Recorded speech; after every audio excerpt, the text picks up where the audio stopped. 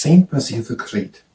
He was one of the three Cappadocian Fathers. So Saint Basil the Great, Gregory of Nyssa, and Gregory of Nazianzus. And they formulated that God is one substance but three persons: Father, Son, and Holy Spirit.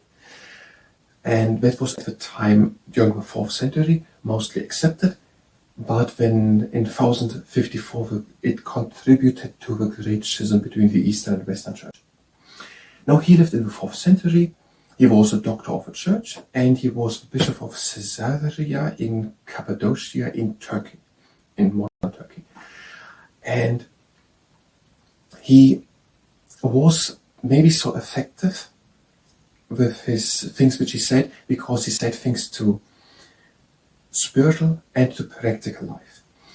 He is the patronage of Eastern Orthodox monks. Now he tried to promote a religious life which is beneficial to the community, to the society. At one time, for example, in practical things, for example, he, by a famine, gave out food. He came from an educated and wealthy family, so he used his inheritance to give out food at one time, while at another time he founded the town Basiliad. And in that town, permanently, he employed doctors, nurses, and artisans to help sick people in hospitals or in hostels to travelers. Something similar was when, for example, built in the 19th century in the Victorian age by the Cadbury brothers for their employees. And that is what he did. So he promoted a life in which the people living out a practical religious life, trying to do that in a way which is beneficial to other people, working in hospitals or something, for example. And he tried to advocate for a church which is inclusive to everyone, including wrongdoers.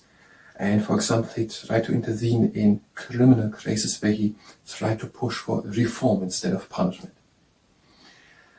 And that is according to Malcolm Day's A Treasury of Saints book on the page 46. The positions and views expressed are the ones of the source and don't necessarily align with my own or with the ones of the entities spoken of.